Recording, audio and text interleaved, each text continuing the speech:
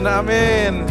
Silakan duduk teman-teman, Bapak Ibu Saudara. Welcome to New Wine International Church. Happy holidays. Semuanya masih pada liburan saudara semua.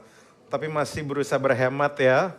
Saya tahu, menurut saya ada banyak teman-teman yang cerita ke saya bahwa keadaan nggak selalu baik. Tapi saya berdoa bagi saudara dan teman-teman nggak kehilangan pengharapan. Amin. Gimana, masih ada yang masih liburan? Kalau yang liburan, tolong makanannya dijaga. Biasanya selain pengeluarannya yang naik, kolesterolnya juga naik biasanya. Kadang-kadang ada yang gulanya naik. Dan ya, walaupun kadang liburannya nggak mudah. Tapi siapa yang liburan masih di Jakarta aja saudara? Masih di Jakarta? Bagi Anda yang liburan Jakarta, Anda lah penguasa Jakarta. Sudah menikmati jalanan kosong saudara? Udah ada yang tiduran di Jalan Sudirman? Ada? Tiduran leyeh-leyeh gitu.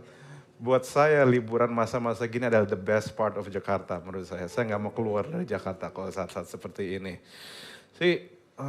Saya tahu bahwa di dalam beberapa bulan ini berita nggak selalu baik ya saudara. Dan memang kadang kita perlu punya hikmat untuk bisa menyikapi banyak hal di kehidupan kita.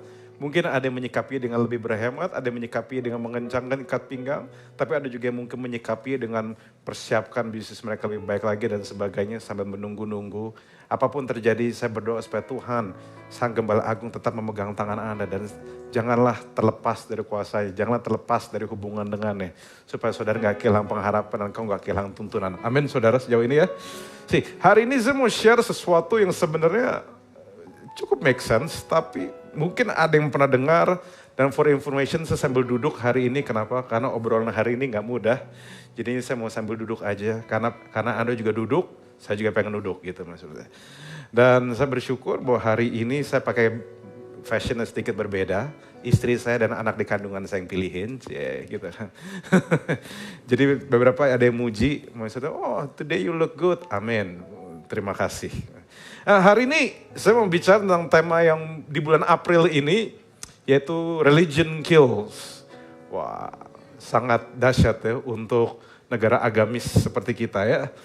Saya mau bicara tentang satu pemikiran hari ini yang saya harap bisa membuat saudara terbuka akan kehendak Tuhan. Judul khotbah saya adalah pewaris dan penerus. How good is not enough. Setiap kali saya ngobrol sama teman-teman, Bapak dan Ibu, rata-rata Anda semua di sini, saya selalu melihat pembicaraan-pembicaraan menarik bahwa kalau saudara tahu saya sering ngobrol soal karir, impian masa depan, your relationships mungkin. Dan rata-rata dari setiap kali saya ngobrol, semua di antara saudara ini sedang ada dalam rata-rata pengejaran sukses dan pengejaran signifikan. Pengejaran kamu sedang membangun karirmu mungkin, sedang ada sesuatu yang kau kejar, mungkin ada lawan jenis yang sedang kau kejar, ada karir yang sedang kau kejar, ada usaha atau ada omset yang sedang kau kejar. Dan rata-rata pengejaran tentang sukses dan signifikan. Dan alasannya bisa macam-macam. Saudara, tidak semua lahir di kota Jakarta. Tapi beberapa di antara Anda merantau ke Jakarta. Ada macam-macam alasannya. Ada yang memperbaikin hidup, perbaikin keturunan, perbaikin keuangan. Ada yang, pastor saya gak mau jadi sandwich generation. Siap gitu maksudnya. Jadi diperkuat sandwich ya supaya pas digigit tetap tough gitu maksudnya. Ada beberapa di antara saudara yang kalau istilah sosial media sekarang dikatakan sebagai generasi perintis. Ada di sini saudara? Generasi perintis. Mungkin keluargamu bukan dari keluarga yang terbaik. Keluargamu mungkin broken, tapi Anda jadi generasi perintis. Pionir yang pertama ingin memulai sesuatu yang baik di kehidupanmu. Mungkin keuangan lebih baik, kehidupan lebih baik. Mungkin posisi yang lebih baik, mungkin keluarga yang lebih baik. Mungkin apapun lebih baik. Dan mungkin ada juga di sini, kalaupun saudara generasi berikutnya, yaitu generasi pewaris. Mungkin saudara bukan yang pertama yang mendapatkan sesuatu yang baik. Mungkin kau generasi yang berikutnya. Kau mungkin yang mendapatkan semua ini adalah warisan dari orang tuamu, atau kakekmu, atau buyutmu. Tapi saya izinkan saya ngomong bahwa New One Church banyak bahas seperti ini. Mungkin karena itu Anda juga stay di sini. Anda akan menikmati. Dan saudara, ada Bapak Ibu di sini yang karena kebaikan Tuhan berhasil ada di posisi yang comfortable. Tapi setuju nggak teman-teman Bapak Ibu semua? Baik jadi perintis maupun pewaris, dua-duanya ada susahnya sendiri. Bagi saudara yang masih bangun karir, nggak mudah. Yang sudah disiapin karirnya, nggak mudah juga.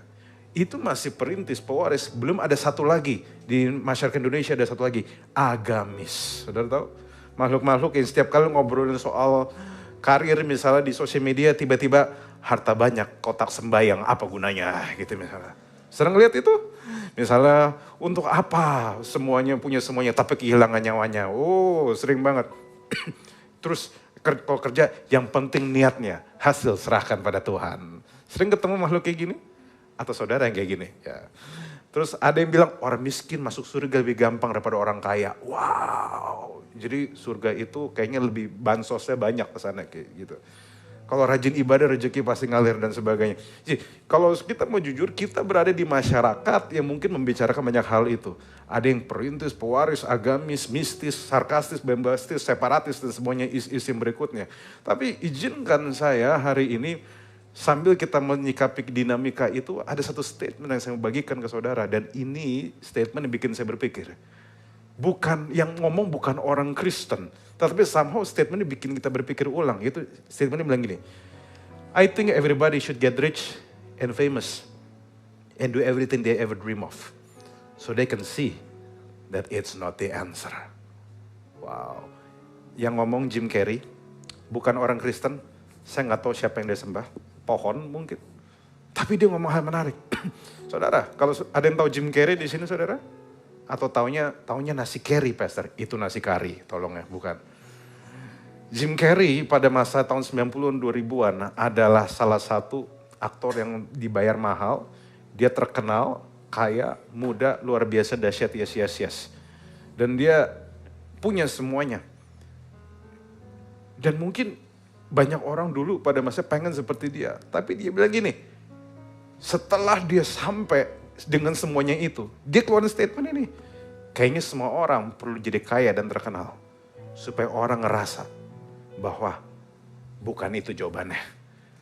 Saudara bayangkan, dia udah sampai di situ. Dan dia bilang, that's not the answer.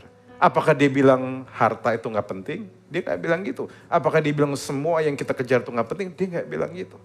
Cuma dia bilang, kalau kamu mencari sesuatu yang lebih dalam dari itu, jawabannya bukan di situ. Dan ini bukan anak Tuhan. Jadi artinya bukan anak Tuhan pun menyadari bahwa dari segala sesuatu yang kita lakukan, segala sesuatu yang kita kejar, ada sesuatu yang tampaknya tidak bisa menjawab. Karena dia sudah punya semuanya, tapi dia masih punya banyak pertanyaan. Menurut legenda sempat bilang bahwa akhirnya dia sempat mau mencoba mengenal kekristenan lebih dalam lagi. Nah makanya hari ini saya akan mulai dengan beberapa pertanyaan hari ini. Tentang bagaimana kekayaan, tentang bagaimana agama, tentang bagaimana semua yang kita punya di hadapan Tuhan. Bagaimana cara kita punya kacamata yang baik. Saudara, tentu kita gak enak dong, misalnya kita kejar sesuatu ternyata sia-sia. Saudara bisa bayangkan gak, saudara pagi-pagi lari-lari, keluar dari KRL, keluar dari mobilmu, kau kena macet di jalanan Jakarta, kau kena macet dan kau harus cepet-cepet, telat, kau harus naik ke kantormu, sampai di atas kau sadar, kau di kantor yang salah. Saudara bisa bayangkan gak? Kau di gedung yang salah. Misalnya ada 2 gedung, kau ternyata naik ke gedung yang salah. Kau sudah keluar tenaga banyak. Anda sudah keluarin energi banyak. Sudah parkir dan saudara tahu di banyak tempat. Detik pertamanya udah langsung 5.000 gitu maksudnya. Bayangkan kalau misalnya kita ternyata kejar itu salah. Dan doa saya semoga di antara kita yang mengejar sesuatu, semoga nggak ada yang kita kejar itu salah. Amin saudara. Jangan sampai waktu kita tuh sia-sia. Saudara kalau misalnya teman-teman dan saudara masih umur 20-an, bukan masih, umur 20 mungkin banyak yang kita impikan. Tapi bagi bapak-bapak ibuin di sini yang mungkin sudah mulai 40 ke atas, 50 ke atas, mungkin kamu mulai berpikir yang berbeda bahwa waktu saya udah tinggal sedikit, nggak sebanyak dulu. Akhirnya harus hal-hal yang lebih matters yang saya kejar.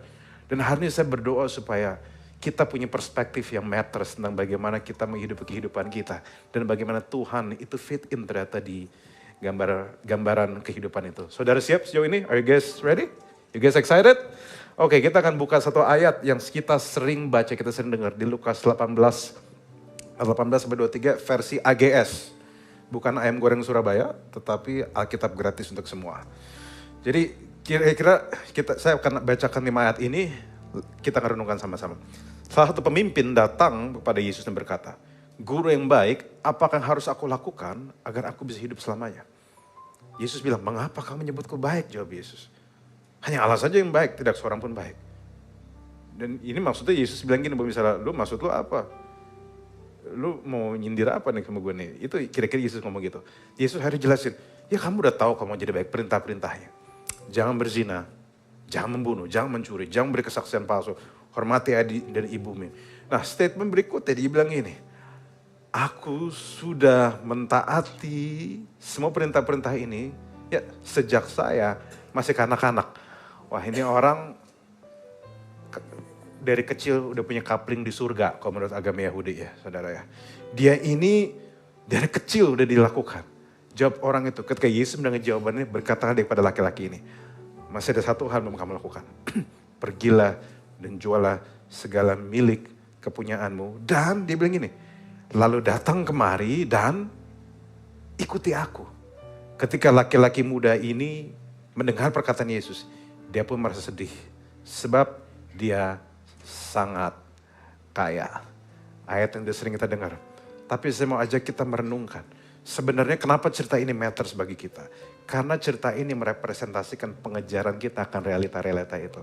Pengejaran kita untuk dipandang orang. Pengejaran kita akan harta yang kita miliki dan kemakmuran semua yang kita miliki. Pertama kita harus tahu dulu, ini orang siapa sih? Sudah tahu nggak? Cerita ini muncul di 3 perikop. Yaitu di kitab Matius ada, di kitab Markus ada, di kitab Lukas ada. Di kitab Matius bilang dia orang muda.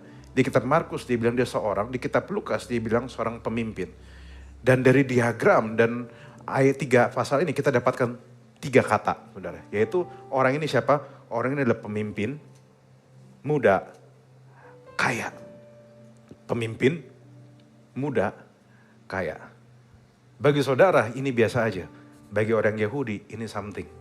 Izinkan saya jelasin dari kacamata Yahudi. Kenapa ini orang something. Satu kata pemimpin. Pemimpin itu kemungkinan besar dia itu, orang-orang disebut pemimpin pada masa itu adalah orang-orang pemimpin komunitas sinagog. Pemimpin ibadah. Pemimpin komunitas rohani. Mungkin zaman sekarang dia kayak PDM gitu. Masih muda. Tapi udah diangkat pemimpin. Dia udah punya pengaruh. Dia punya kekuasaan. Dia punya pengaruh. Dan kemungkinan besar dia dari golongan Sanhedrin atau golongan Farisi. Golongan Farisi itu siapa? Golongan elit Yahudi pada masa itu. Dan yang kedua, bukan cuma pemimpin. Dia apa? Muda. Nah muda artinya dia mendapatkan semua dimiliki sejak dia muda. Dan tidak semua orang bisa mendapatkan hal itu. Dan yang ketiga apa? Kaya. Nah kenapa kaya itu jadi matters? Karena pada zaman dahulu, pada zaman Yahudi zaman dulu, ada kepercayaan bahwa kekayaan adalah bukti seseorang berkenan kepada Tuhan. Jadi pada waktu orang dianggap kaya, oh ini berkenan sama Tuhan pasti. Nah jadi artinya statement apa? Pemimpin muda kaya artinya, yuk slide-nya, the person who has everything. Jadi saudara kalau saudara tuh baca Alkitab cuma selewat, kau mungkin gak bakal dapat banyak. Tapi kalau kau perhatikan baik-baik, ada pemimpin muda kaya. Bagi orang Yahudi ini someone. The person has everything. Dia punya 3 hal. Apa? Harta, tahta, agama. Gitu maksudnya. Mungkin wanita juga dia punya gitu maksudnya. Dia punya semua. Dia kalau buat orang Yahudi, agamanya udah kuat. Pengaruhnya kuat. Duitnya ada. Inilah bentuk definisi terbesar dari muda foya-foya. Tua kaya raya. Matinya masuk surga gitu maksudnya. Kalau saudara ngelihat statement gini, saudara akan menemukan bahwa bagi orang Yahudi, ini contoh orang yang dihormati manusia dan berkenan pada Allah. Gila kan, dia udah disayang surga, disayang dunia juga kan. Kita pengen, banyak orang pengen kayak gitu. Dia disegani manusia, dia dikenal, dia pintar, dia bijak, dia punya semua. Kalau dia single, dia calon mantu yang baik. Bapak dan ibu, kalau kamu mau calon mantu cari yang kayak gini maksudnya. Duitnya ada, nggak cuma makan modal rohani doang. Dia lebih lengkap hidup daripada Jim Carrey. Dia mungkin agak mirip Salomo. Tapi saudara perhatiin gak statement ini? Dia bilang gini, apa yang harus kudapatkan? Apa yang harus kulakukan untuk mendapatkan hidup yang kekal? Artinya apa? Dia punya semua, tapi dia tetap punya rasa kosong. Ada rasa di dalam dia yang dia gak bisa deskripsiin. Bapak dan ibu teman-teman, kalau dia tidak merasa butuh, dia gak perlu nanya sama Yesus. Fakta bahwa dia bertanya sama Yesus membuktikan bahwa dia punya semua. Tetapi ada sesuatu dalam dirinya yang dia gak bisa ceritakan. Nah saya mau share, saya biasanya mengkhotbah 1 poin tapi hari ini saya akan share 3 poin. 3 poin ini saya harap bisa kita bawa di dalam segala kehidupan kita. Poin pertama yang kita mau renungkan adalah, aturlah ekspektasi tentang semua yang kamu miliki. dan inginkan. Aturlah ekspektasi tentang semua yang kau miliki dan inginkan. Teman-teman yang masih muda, teman-teman dan bapak dan ibu, kita semua punya inginkan sesuatu. Kita ingin mengejar sesuatu. Tapi apakah itu salah? Tentu tidak salah. Tapi kau harus tahu bahwa kita juga harus mengatur ekspektasi kita akan hal-hal yang kita kejar. Kayak belum tentu semuanya bisa memuaskan kita. Ada seorang hamba Tuhan udah uzur banget. Dan saya suka banget statementnya, namanya Reverend Stephen Tong. Dia bilang gini, bagi orang ngejar uang, dia bilang gini, money is not everything. Money is also not nothing. Money is just something. Dia bilang gitu. Bagi orang-orang yang punya duit, ini pasti ngerti maksud saya, bahwa semakin kamu punya uang dan sebagainya, kamu udah dapat semuanya. Ada kau sadar, ya this is important, tapi this is only something. Saya punya satu teman yang bekerja sama salah satu pentolan atau pemilik dari banyak daerah di Kemayoran. Jadi dia cerita tentang bagaimana dia ngobrol sama istrinya karena suaminya lagi di rumah sakit di Singapura. Dan dia ngomong sama teman saya, si ibu ini kaya luar biasa, suami istri kaya luar biasa, punya banyak properti di seluruh Indonesia. Dan dia bilang gini, karena suaminya lagi sakit, kamu lihat ya, ngomong sama teman saya, dengan semua harta yang saya punya, saya nggak bisa selamatin suami saya. Bagi saya sambil dengar itu, duit saya kan nggak sebanyak dia ya. Itu bikin saya berpikir, apa jangan-jangan bukan soal ngejar atau tidak kejar. Jangan-jangan kita perlu atur ekspektasi kita tentang apa yang kita kejar. So far so good Bapak dan Ibu, teman-teman semua. Jangan-jangan kita perlu atur ekspektasi. Bukan berarti nggak dikejar, tapi kau harus tahu bahwa jangan-jangan itu nggak memuaskanmu. Bagi semua lagi cari kemuliaan, lagi cari keterkenalan, lagi pengen dikenal, dianggap, divalidasi. Jangan-jangan yang kau kejar tidak seperti yang kau bayangkan. Ada satu statement dari C.S. Lewis di bilang ini, if we find ourselves with a desire that nothing in this world can satisfy, the most probable explanation is that we were made for another world. Saudara bisa bayangkan, kalau misalnya jangan-jangan Anda udah punya semua, atau sudah cukup, tapi masih gak puas, jangan-jangan memang kita gak diciptakan untuk semua ini. Jangan-jangan memang ini bukan hartanya. Jangan-jangan bukan ini yang harus kita kejar. Kejar gak apa-apa, tapi harus atur ekspektasi tentang hal ini. Jangan-jangan memang segala sesuatu yang kita kejar itu harus careful dengan kita lihat. Kalau punya semua puji Tuhan, tapi sadar. Sudah tahu gak di dalam prinsip ekonomi ada statement yang namanya gini, diminishing marginal utility. Atau di dalam bahasa psikologinya, hedonic adaptation. Apa itu? Diminishing marginal utility kira-kira gini. Prinsip ekonomi menyatakan setiap tambahan konsumsi barang atau jasa akan memberi kepuasan yang semakin berkurang. Saudara pertama kali, ingat gak? Bagi teman-teman yang pertama kali dapat gajimu, sukacita? Sukacita. Dibelanjain, happy.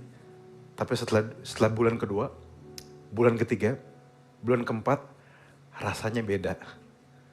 Tadinya kau bersyukur, sekarang kau gak bersyukur. Atau saudara pernah gak makan wagyu sampai kenyang, sampai bodoh gitu, sampai bego gitu. Awal-awal, enak banget. Lama-lama setelah makan kok enak ya. Atau ada yang pernah makan bakso free refill gitu. Makan semua bakso sampai berapa kilo. Awal-awal enak. Apalagi kalau saudara ada beberapa bakso kan micinnya sekilo gitu kan dicemplungin gitu maksudnya. Wah seger tapi lama-lama kok capek ya. Habis makan ini kok gini aja ya, lama-lama bosan. Dan saudara bayangkan itu baru bakso. Tapi bayangkan kalau itu adalah barang-barang mahal. Yang kau ada miliki, yang kau mau beli terus-terusan. Tapi setelah dibeli gitu aja. Bagi saudara yang tahu saya itu sebelum jadi hamba Tuhan, bahkan walaupun saya jadi hamba Tuhan sekalipun, saya itu gamers saudara. Saya demen main game. Jadi saya itu pada waktu saya muda, saya masih muda, cuma waktu itu I was a lot younger than this, maksudnya saya tuh gamers banget. Game, kalau sudah tahu RPG, role playing game yang saya tuh harus tamatin sampai lama. Saya demen banget main game. Saya dulu ada game-game tertentu yang saya bilang, saya ngomong sama Tuhan, Tuhan kalau kau kasih saya kesempatan untuk tamatkan game ini, saya pasti bahagia hidupnya. Sampai mati pun bahagia. Dan Tuhan izinkan saya tamatin. Pertama happy gak? Happy. Begitu tamatin lagi berikutnya, I beat the game lagi, nggak happy. Biasa aja. Tantangan yang dulu saya sukai, tiba-tiba jadi biasa aja. Kenapa? Karena akhirnya semuanya jadi biasa aja. Akhirnya nggak memuaskan juga. Mungkin teman-teman Bapak Ibu pernah ngalamin ini semua. Tasmu mungkin mahal, mungkin barangmu mahal, tapi lama-lama biasa aja ya, lama-lama gitu aja. Bersyukur sih, tapi gitu aja gitu maksudnya. Akan ada bahasa psikologinya, hedonic adaptation. Jadi makin hedon, makin beradaptasi kamu. Bagi teman-teman dan saudara yang mantan tukang dugem, mungkin kau pernah ingat. Awalnya mungkin cuma satu botol, cuma satu sloki, lama-lama jadi satu botol. Duitnya keluarnya pertama masih sedikit, lama-lama jadi banyak, lama-lama gak berasa, duit mau habis gitu aja. Akhirnya cuma dugem, joget-joget, habis itu nangis lagi gitu. Gak ada perbedaan, gak ada sesuatu yang bertahan lama. Dan ini juga yang dialami orang kaya ini. Orang kaya yang muda ini. Akhirnya, saudara sadar, akhirnya kita menyadari, jangan-jangan memang gak ada yang bisa memuaskan saya. Dan disinilah Kristus masuk. Disinilah Yesus masuk. Hari ini pertanyaan saya yang pertama, apakah ada sesuatu yang kamu lagi kejar? Tapi makin dikejar malah makin gak memuaskan. Apakah kau sedang berusaha jadi orang beragama, tapi malahan lama-lama kau akan lelah? Apakah kau capek dengan berita-berita orang pindah agama, gitu maksudnya? Capek banget denger kayak apaan sih gitu maksudnya? Jangan-jangan memang karena sebenarnya agama tidak memuaskan. Karena buktinya orang ini punya duit, punya agama, tapi gak puas-puas. Sampai dia ngomong sama Yesus, gue harus ngapain lagi, gue lelah banget. Nah, sekarang yang step kedua yang saya mau bagikan pada saudara. Jangan datang pada Tuhan dengan mental, aku sudah lakukan semua untukmu. Nah ini yang jadi nada problem. Yesus nanya, oh kamu boring hidupnya? Masih berasa kurang kekal? Oke, lakukan ini. Dan dia ngomong, aku sudah lakukan semua. Aku sudah do semua. Aku harus lakukan apa? Orang ini datang dengan semua yang ada. Ya ternyata Yesus bilang gini, masih kurang. Jual semua hartamu. Orangnya jadi shock. Nah pertanyaan saya mau ajak kita sama-sama berpikir ya saudara. Apakah memang harta jadi problem buat Yesus? Tentu aja enggak. Setuju enggak pelayanan butuh harta? Amin saudara. Ini bayar listrik ini pakai duit saudara, enggak pakai daun. Amin. Bayar anggur perjamuan yang nikmat itu semuanya pakai duit semua. Apakah harta itu enggak penting?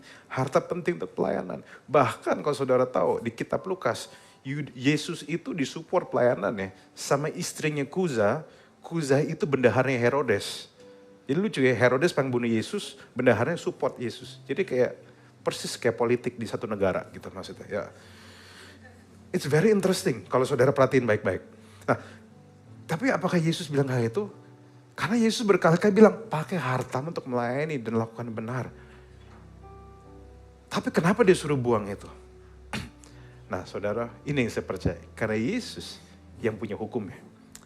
Dia Allah sendiri. Dia tahu segala kekuranganmu. Saudara tahu datang sama dia dengan segala kesempurnaanmu.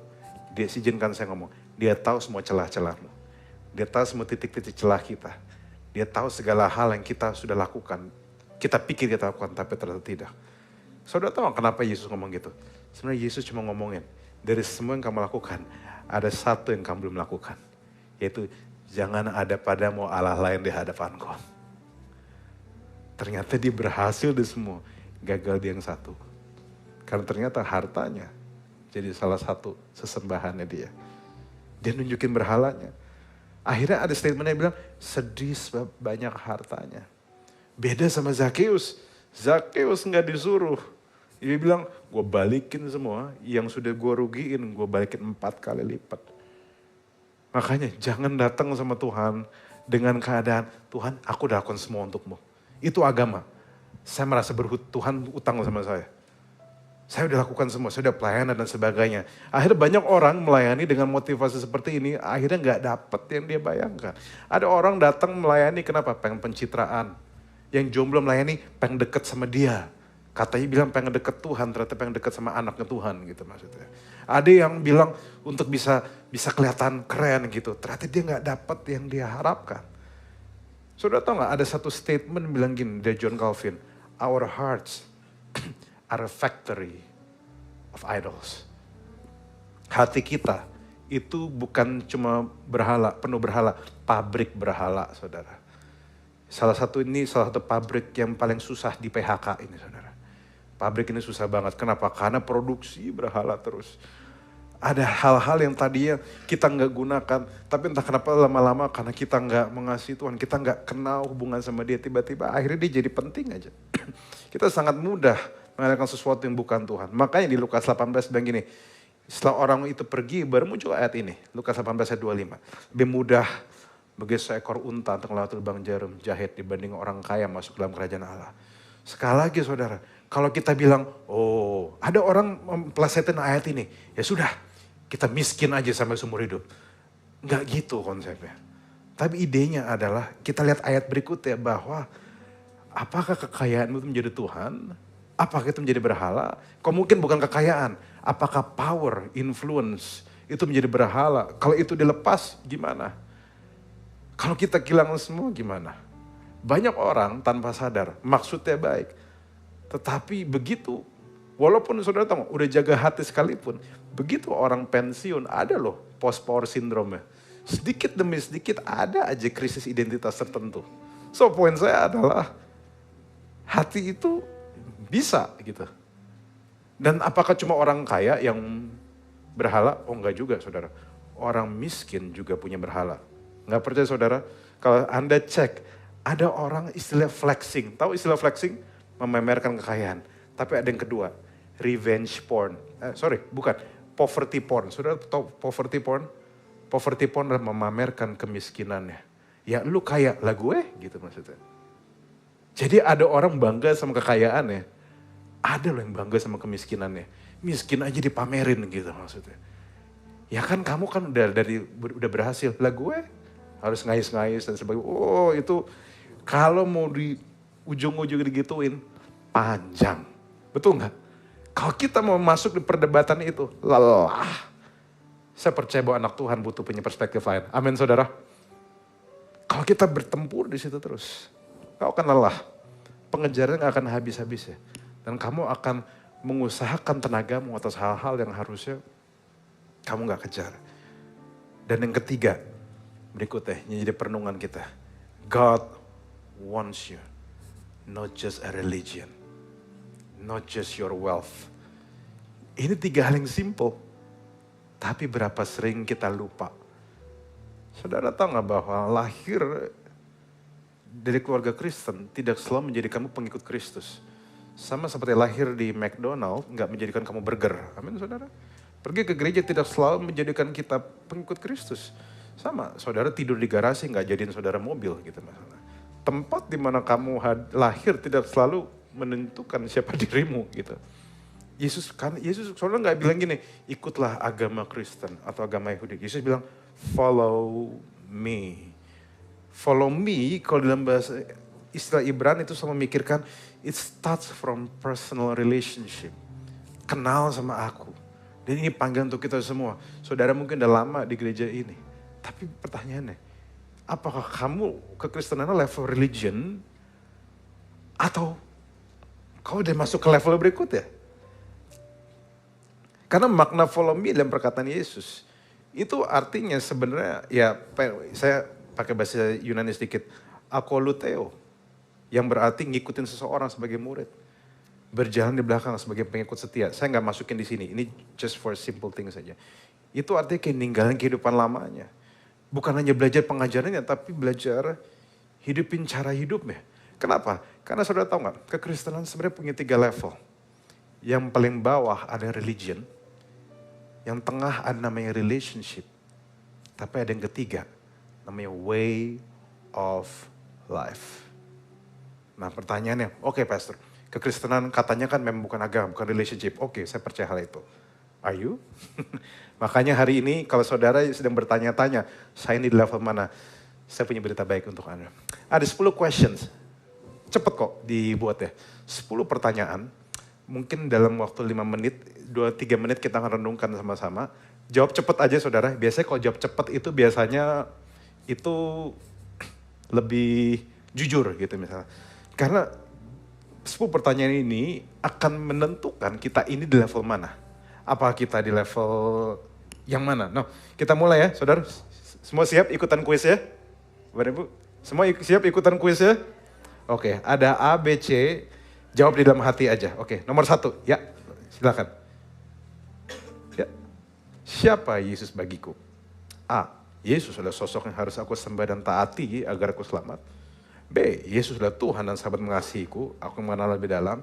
C, Yesus adalah pusat dari seluruh hidupku. Setiap aspek kehidupanku dipengaruhi oleh ajaran dan teladannya. Sudah? Cepat aja. Yang kedua, langsung. Kenapa aku berdoa? A, aku berdoa karena itu kewajiban orang Kristen. B, aku berdoa karena aku yang berbicara lebih dekat dengan Yesus. C, doa bukan hanya waktu khusus, tapi gaya hidup. Setiap keputusanku, langkahku, dan pikiranku melibatkannya. Udah? Lanjut, ketiga. Ya. Bagaimana aku melihat keselamatan?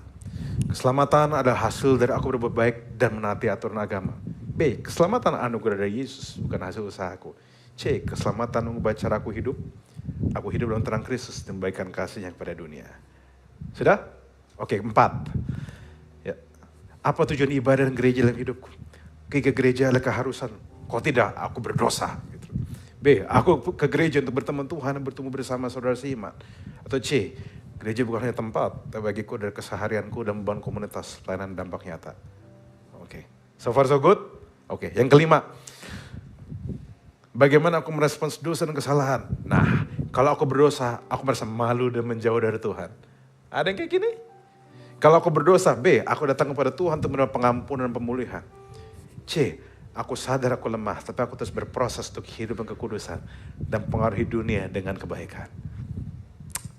Nomor 6, lanjut lagi. Bagaimana aku melihat ajaran Yesus dalam pekerjaanku atau kehidupanku?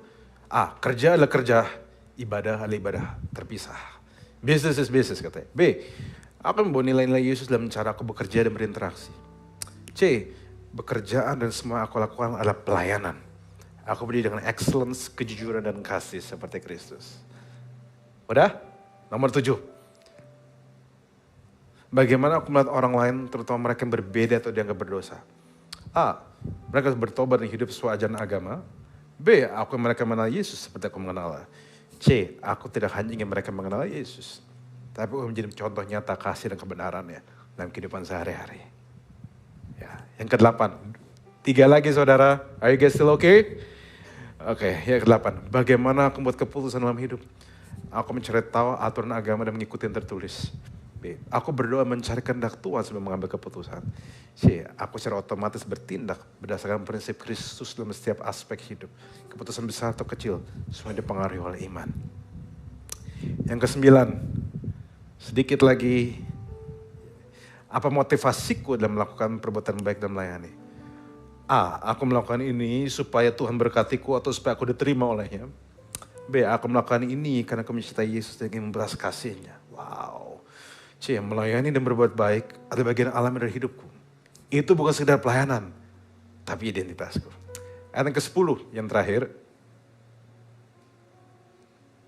10. Jika Yesus tidak memberkatiku dengan hal-hal yang aku inginkan, apakah aku tetap setia? Nah lo. A, aku kecewa karena aku sudah menaati aturan tapi tidak diberkati. B, aku sedih tapi aku tetap percaya Yesus baik dan tetap dekat dengannya.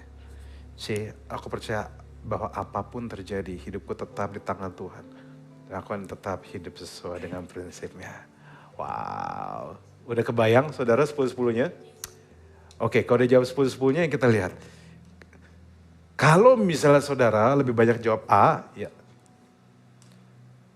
kemungkinan besar saudara masih punya religiosity dalam hatimu. Keagamawian masih banyak dalam hatimu. Mungkin kamu masih menganggap kekristenan hanya agama. Kamu masih menganggap ini hanya sebuah set of rules. Tapi kalau misalnya kamu udah nyampe B, banyakan B, mungkin saudara mulai kebayang what is a personal relationship with God. Dan kalau misalnya kau udah punya kenalan hubungan dengan Tuhan, kau masukin C.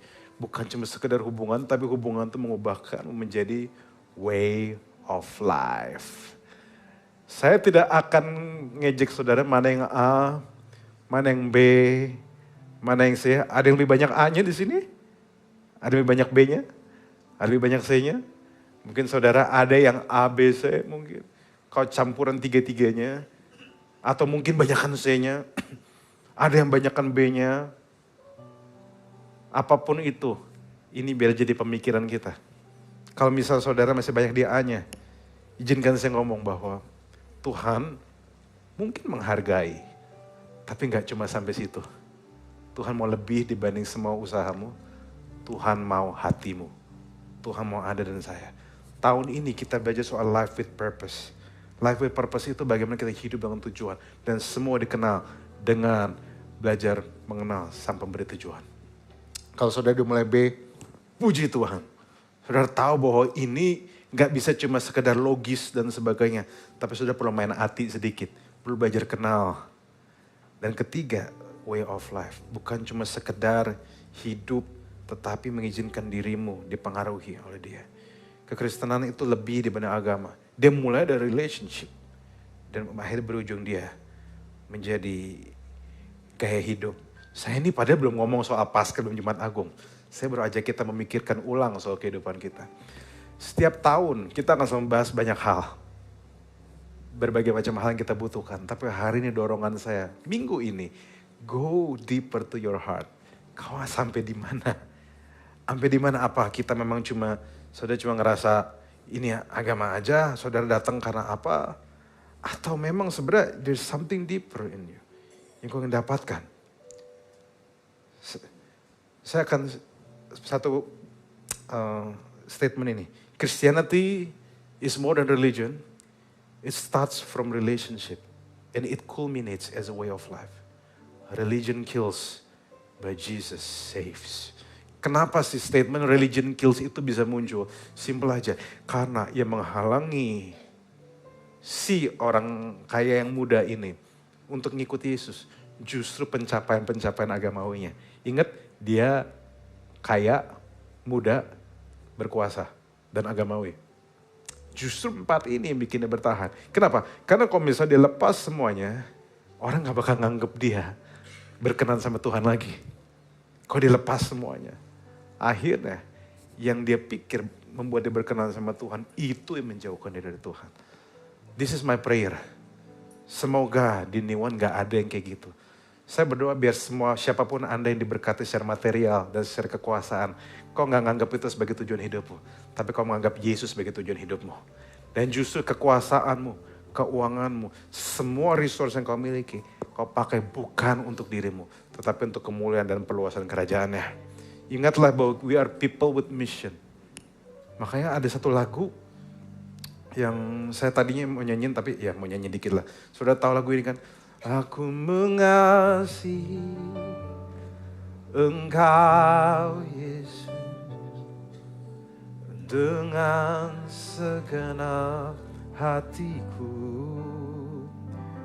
Aku mengasihi, how many believe it? Engkau Yesus dengan segenap jiwaku. Maka ada statement ini. Ku renungkan firman-Mu siang dan malam. Ku pegang perintah-Mu dan ku lakukan. Engkau tahu ya Tuhan, tujuan hidupku hanyalah untuk menyenangkan hatimu. Ini lagu lama, saudara. Tetapi lagu ini sebenarnya make sense dan benar. Dia bilang mengasihi Yesus dulu, baru habis itu apa? Merenungkan dan melakukan firman-Nya. Kenapa? Karena cinta mengubah kewajiban menjadi kesenangan. Saudara, sampai kapanpun di rumah saya harus cuci piring. Saya harus ikutan bersih-bersih. Tapi kenapa saya melakukannya senang hati? Because I love my wife. Dan saya gak mau berantakan ini bikin dia terganggu. Things like that. Cinta itu punya kuasa sebesar itu. Makanya bucinlah sama orang tepat bagi para jomblo, oke? Kalau masih single jangan bucin-bucin banget. Karena kelihatannya anak Tuhan, tapi ternyata anak hantu, bisa aja begitu. So jangan gampang jatuh cinta. If udah menikah, udah dikasih cincin, diberkatin, udah beres catatan sipil, bucinlah sampai kau tua gitu maksudnya. Toh akan susah juga bucin. Karena semua orang punya problemnya. Saya akan tutup dengan statement ini sebelum kita perjamuan kudus. Syiar terbesar orang dewasa dalam Tuhan ada dia lakukan kebenaran bukan terpaksa, tetapi karena mau. Karena Roh Kudus bekerja di dalam. Dia memberikan keinginan dan kerelaan. Cinta mengubah kewajiban jadi kesenangan. So, pada waktu saudara punya relationship, Roh Kudus bekerja dalammu. Ini janjinya dia. Dia akan memberikanmu keinginan dan kerelaan to try your best. Tapi bukan untuk keinginanmu sendiri, bukan untuk kemuliaanmu, but because you love God so much. Karena kekristenan bukanlah agama bagimu, bahkan juga lebih dari relationship. Dia adalah your way of life. Saya berdoa ini jadi perenungan yang indah di masa sisa beberapa liburan kita. Remember, jadikan imanmu sebagai hidupmu. Terima kasih, Tuhan Yesus memberkati semua. God bless you. Semoga saudara berkati. Let us stand on our feet. Kita mau perjamuan kudus, tapi kita nyanyiin lagu ini sama-sama sekali lagi. Sebagai penutup buat bahasa hari ini. Biar ini jadi janji kita. Aku mengasihi kau dengan segenap. Oh, thank you Jesus. Aku mengasihi engkau dengan segenap. Sama-sama yuk, dengan sepenuh hati yuk. Aku mengasihi, katakan sama-sama. Aku mengasihi. Oh, thank you Jesus. Engkau Yesus Dengan segenap. segenap hatiku. Aku mengasihi Engkau Yesus. dengan segenap Angkat suara, angkat hatimu, katakan sama-sama. Renungkan firman-Mu siang dan malam. Oh, my Lord Jesus. Engkau tahu tujuan hidupku hanyalah untuk menyenangkan hatimu. kita akan mulai persiapan perjamuan kudus.